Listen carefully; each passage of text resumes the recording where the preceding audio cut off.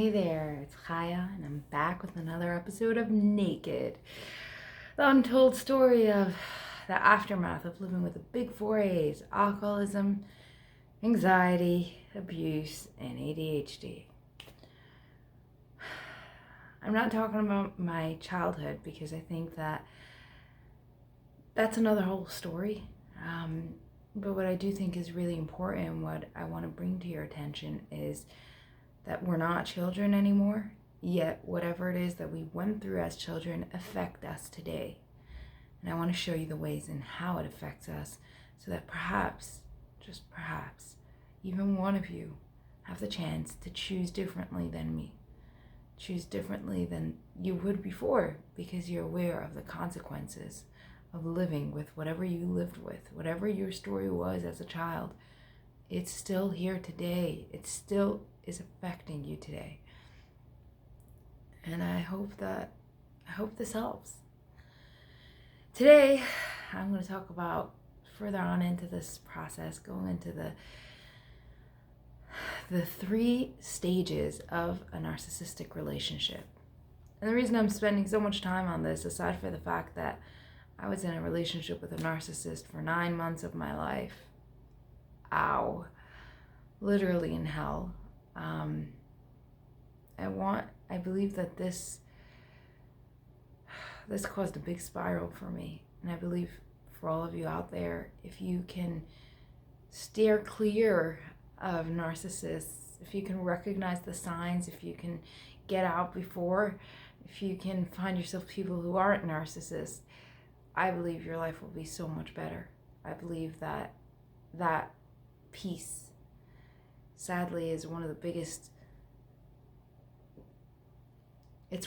things we attract after coming out of a childhood full of dysfunction.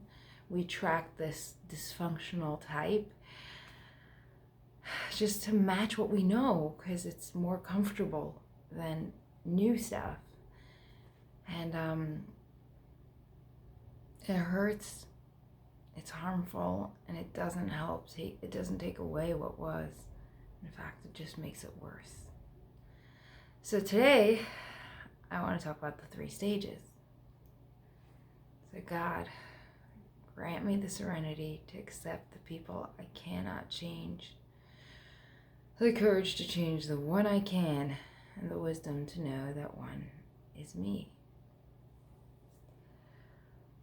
So for those of you who don't know the drill, now I get completely naked emotionally, and I share from an emotional state, but as well redefining my story through strength and teaching through what I've been through, but the uncut version of it, even if it ain't that pretty. So I'm looking at the picture of me for this segment, and I look stunning, but I don't look like me. So the 3 stages that I've noticed while I was with him were idealization, literally becoming his everything, being treated like queen of the world, worthy of everything for nothing, for no good reason. It saddens me to say it, because I really felt that way. I felt in the beginning like I can do anything when he was around. I felt like I was worthy, like I could be angry at the people who hurt me. I didn't let myself feel that before. I felt like I could reach for the sky. I felt like I could do anything. Now that stage lasted very short for me. Some people it's longer. For me, it was really short. It was almost a couple of days. I believe that idealization is part of the grooming process. It's part of the way of getting you to trust and to feel safe in their arms.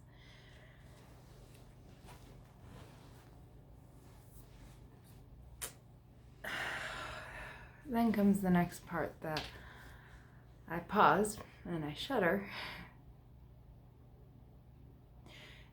The devaluation.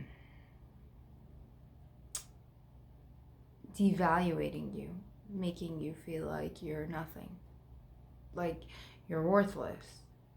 So for a few weeks, few days, few hours, however long you need, this guy or girl is making you feel like you can do anything and everything, holding you to the sky, making you reach for the sky, the stars, like literally making you feel like you're in heaven. And then they suddenly, nothing you can do is right.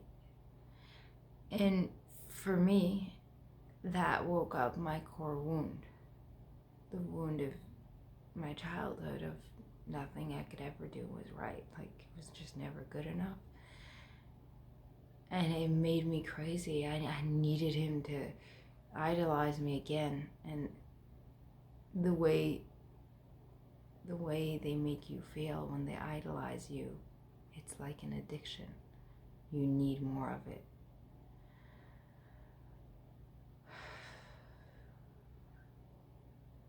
The thing is that in my case, he never gave it to me again. And the truth is, he didn't need to give me a lot for me to fall for his crazy.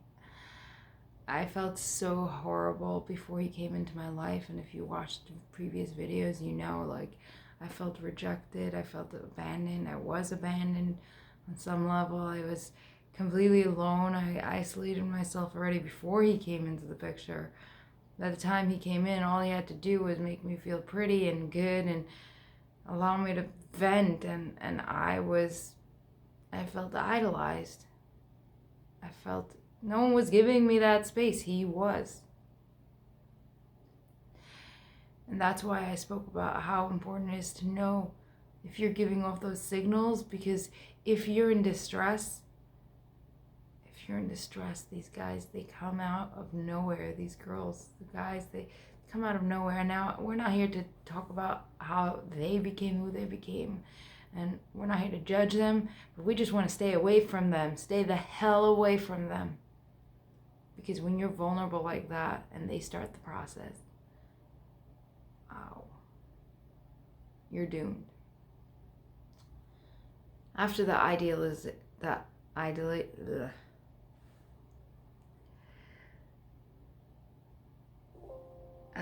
idealization, sorry, and the devaluation, where they literally, I'm gonna try to stay naked, stay with me. He degraded me, humiliated me. During the idealization process, he managed to cut me off from most of my people by putting me on a pedestal and making me feel like they're all wrong. And at that point, I was such an angry person that it was easy to do that. I was easily manipulated, easily following what he was saying. Besides, he was the one who was making me feel good. I needed to feel it.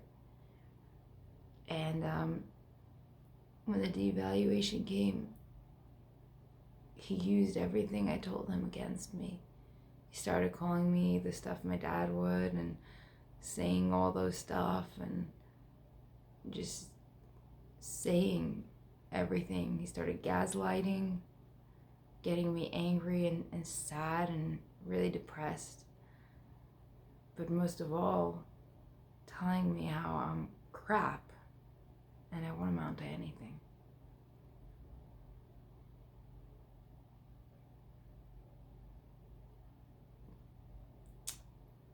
That is the second part of the cycle. And what hurts most is that the third part of the cycle is the thing that actually hurts. I didn't care about being devaluated. I was devaluated all my life. I was used to it. I cared about the rejection. The third part of the process. See, the rejection, I'd felt all my life too, but I had been so on a mission to get rid of that. And he knew that. And all he had to do was reject me, make me feel like he would never be able to be with me, and then I would come running. I want you to understand something. It sounds crazy when we sit on this side of it, but when you're in it, it is crazy. It's painful. You wake up every morning hoping that today you'd be enough. You wake up every morning knowing that someone was going to beat you down the whole day, whether it's emotionally, whether it's physically, whether it's spiritually, whether it's sexually, whatever it is. You wake up hoping that the nightmare will be over. And at some point, you don't even hope. You don't even hope.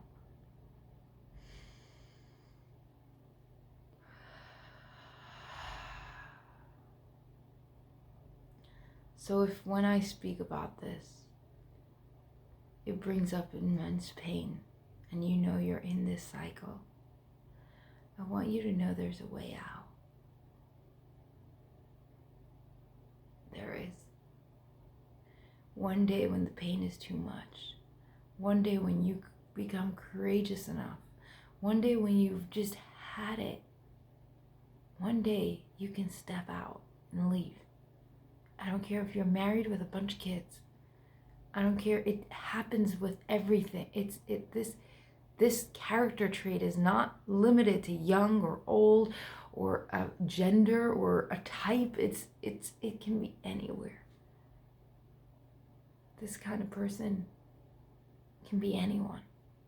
And one day you can decide to be the someone who stands up and leaves, regardless of what others say, because you know the truth and you deserve more.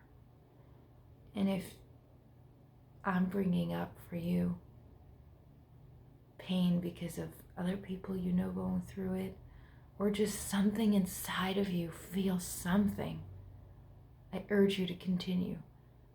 See what happens next. Let me educate you on the hardest part of my life. Let me educate you on the things I wish I knew. And learn so they don't teach you. Because you're going to learn one way or another. We all do. And it can either be through the pain, through the fiery pain, or it can be through YouTube, from the comfort of your home, from the comfort of your phone. Choice is all yours.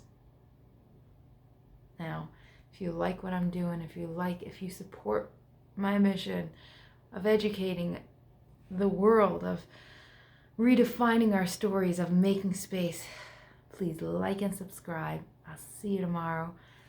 And God, grant us the serenity to accept the people I cannot change. We cannot change. The courage to change the one we can. And the wisdom to know that one is me. Again, like and subscribe. I'll see you soon.